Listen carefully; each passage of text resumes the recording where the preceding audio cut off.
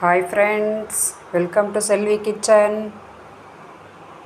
வாங்க, இன்றைக்கி வரமகாலட்சுமி ஸ்பெஷல் கேசரியும் நம்ம வெரைட்டி ரைஸும் பண்ணலாம். நான் அதுக்கு உண்டான பொருளெல்லாம் எடுத்து வச்சுருக்கேன். வாங்க நான் எப்படி செய்கிறேன்னு பார்க்கலாம். வாங்க, நான் அடுப்பத்தை வச்சு கடாய் வச்சுட்டேன். கடாய் காஞ்சிருச்சு. இப்போ இதில் நம்ம ஒரு கப் அளவுக்கு ரவை போட்டு வறுத்து எடுத்துக்கலாம். நம்ம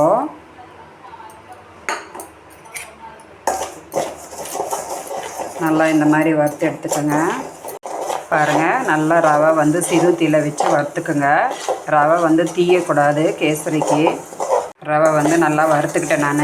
இங்கே பாருங்கள். இப்போ நம்ம ஒரு பிளேட்டுக்கு மாற்றிக்கலாம். இதை நான் சின்ன கடாயை வச்சு இதில் நெய் ஊற்றிக்கிறேன். இதில் நம்ம முந்திரி திராட்சை வறுத்து எடுத்துக்கலாம். முந்திரி திராட்சை இது நல்லா வறுத்து எடுத்துக்கலாம். நல்லா சிறு தீயில வச்சு வறுத்துக்குங்க, தீயாமல். இந்த அளவுக்கு ப்ரௌனாக ஆனால் போதும். நம்ம அடுப்பு ஆஃப் பண்ணிக்கலாம். நான் அதே கடாயில் 1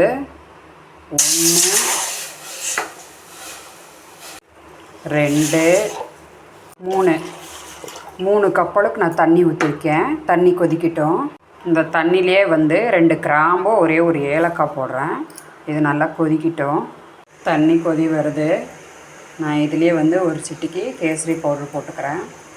தண்ணி நல்லா கொதிக்கட்டும். 2 ஏலக்காய் பொடி பண்ணி வச்சுருக்கேன். நம்ம அதையும் போட்டுக்கலாம். இதில் தண்ணி கொதிச்சிடுச்சு. இப்போ நம்ம ரவை கொஞ்சம் கொஞ்சமாக போட்டு அப்படியே மிக்ஸ் பண்ணிக்கலாம். கொஞ்சம் கொஞ்சமாக போடுங்க. நல்லா இந்த மாதிரி மிக்ஸ் பண்ணி விட்டுடுங்க. ரவை நல்லா வேகட்டும். பாருங்கள், ரவை நல்லா வெந்து வந்துடுச்சு. நான் 1 கப்பு ரவை எடுத்துருந்தேன்னா இப்போ 1 கப் அளவுக்கு நான் சர்க்கரை போடுறேன். இது போட்டு நல்லா நம்ம மிக்ஸ் பண்ணி விட்டுக்கலாம். பாருங்கள், இந்த மாதிரி நல்லா மிக்ஸ் பண்ணிக்கோங்க. ரவை நல்லா வெந்து வந்துடுச்சு. சர்க்கரை எல்லாம் கரைஞ்சிடுச்சு. நம்ம இதில் நெய் ஊற்றிக்கலாம். இப்போது வாங்க, எல்லாம் ரெடி ஆகிடுச்சு. இதில் நம்ம முந்திரி திராட்சை போட்டுக்கலாம். முந்திரி திராட்சை போட்டு நம்ம ஒரு பிளேட்டுக்கு மாற்றி எடுத்து வச்சுக்கலாம். பாருங்கள், கேசரி ரெடி ஆகிடுச்சு. இந்த அளவுக்கு இருக்கணும். இது ஆறிடுச்சுன்னா உங்களுக்கு இன்னும் கெட்டி ஆகிடும். இந்த அளவுக்கு இருந்துச்சுன்னா அப்புறமா நம்ம எடுக்கும்போது கரெக்டாக இருக்கும். பார்த்திங்கன்னா வாங்க, நம்ம இப்போது லெமன் ரைஸ் தாளிச்சிக்கலாம். கடாய் சூடாகிடுச்சு. நான் எண்ணெய் ஊற்றிக்கிறேன். கடுகு போட்டுக்கலாம். கடுகு பொரிஞ்சதும் கடலைப்பருப்பு போடுறேன். உளுத்தம்பருப்பு ஒரு 1/2 ஸ்பூன், கருவேப்பிலை இதெல்லாம் போட்டு நல்லா வதக்கிக்கலாம். பாருங்கள், இதெல்லாம் பொரிஞ்சு வருது. இதுலேயே 4 வரமிளகாய் போடுறேன். இதெல்லாம் நல்லா ப்ரௌனாக ஆகட்டும். நல்லா வதக்கிக்கலாம். இந்த அளவுக்கு நான் நிலக்கடலை போடுறேன். அதையும் போட்டு நல்லா வறுத்து எடுத்துக்கலாம். நான் இதிலே கொஞ்சமாக பெருங்காயம் போடுறேன். மஞ்சள்தூள் 1/4 டீஸ்பூன் போடுறேன். எல்லாம் பொரிஞ்சு வந்துடுச்சு. நம்ம லெமன் இதில் ஊற்றிக்கலாம். இதுலேயே நான் கொஞ்சமாக உப்பு போடுறேன். இதெல்லாம் நல்லா பொரிஞ்சு வந்துடுச்சு. இப்போ நம்ம அடுப்பை ஆஃப் பண்ணிவிட்டு நம்ம இதில் ரைஸ் போட்டு கிளறிக்கலாம். வாங்க, இதில் நம்ம சாப்பாடு போட்டு நல்லா கிளறி விட்டுக்கலாம். நல்லா இந்த மாதிரி மிக்ஸ் பண்ணிக்கோங்க. பாருங்கள், நான் நல்லா எல்லாம் மிக்ஸ் பண்ணிட்டேன். இப்போ இது நம்ம ஒரு பவுலுக்கு மாற்றிக்கலாம். கொத்தமல்லி எல்லாம் போட்டு லெமன் ரைஸ் ரெடி ஆகிடுச்சு. வாங்க, இப்போ நம்ம புளி சாதம் தாளிக்கலாம். நான் அதில் ஒரு 4 ஸ்பூன் அளவுக்கு எண்ணெய் ஊற்றிக்கிறேன். எண்ணெய் காஞ்சிருச்சு. கடுகு போட்டுக்கிறேன். ஒரு 1/2 ஸ்பூன் உளுத்தம்பருப்பு போட்டுக்கிறேன். ஒரு 1/2 ஸ்பூன் உளுத்தம்பருப்பு போட்டுக்கிறேன். கடலைப்பருப்பு, காஞ்ச மிளகா போடுறேன். அதிலே நிலக்கடலை போட்டுக்கிறேன். கருவேப்பிலை போடுறேன். இதெல்லாம் நல்லா வதங்கட்டும். இதுலேயே நம்ம புளி கரைச்சி வச்சுருக்கோம். அதையும் ஊற்றிக்கலாம்.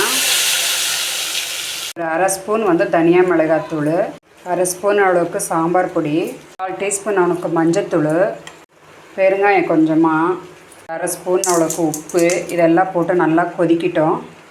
நான் இதிலே ஜிஆர்பி புளியோகரை பொடி கொஞ்சமாக போடுறேன்.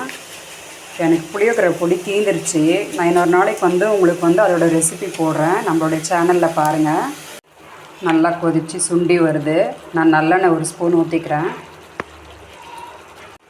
கடுகு ஜீரகம் வெந்தயம் பொடி பண்ணி வச்சுருக்கிறேன் நான், அதையும் போடுறேன் இதில். இதெல்லாம் போட்டு நல்லா மிக்ஸ் பண்ணி விட்டுட்டு நம்ம வந்து இப்போ அடுப்பை சின்ன பண்ணிக்கலாம்.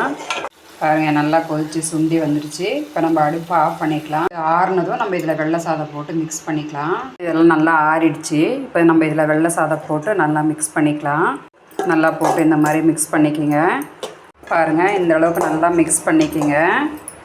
நம்ம இது வந்து ஒரு பவுலில் மாற்றிக்கலாம். இப்போது புளி சாதம் ரெடி ஆகிடுச்சு.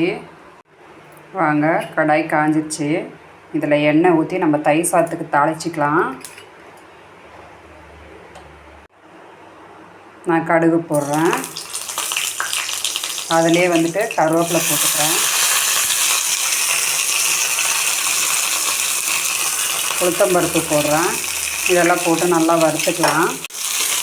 நல்லா இந்த மாதிரி வறுத்துக்குங்க. இதிலே நான் ஒரு வரமிளகா போடுறேன். கொஞ்சமாக பெருங்காயம் போடுறேன். அவ்வளோதான். இப்போ நம்ம அடுப்பை ஆஃப் பண்ணிக்கலாம். நான் சாதம் தயிர் உப்பெல்லாம் போட்டு நல்லா மிக்ஸ் பண்ணி ஒரு பவுலில் மாற்றி எடுத்து வச்சுருக்கிறேன். இப்போ நம்ம இந்த தாளிப்பை வந்து நம்ம இதில் போட்டுக்கலாம். அவ்வளோதான், எல்லாம் ரெடி ஆகிடுச்சு. வாங்க, வாழைப்பழம், பால், பாதாம், முந்திரி, தயிர், சர்க்கரை, இதெல்லாம் போட்டு நம்ம ஒரு பிரசாதம் மாதிரி ரெடி பண்ணி வச்சுருக்கேன். வாங்க, நம்ம வீட்டு வரமகாலட்சுமி பண்டிகையோட ஸ்பெஷல் ரெடி ஆகிடுச்சு. வாங்க, இப்போ நம்ம பரிமாறிக்கலாம்.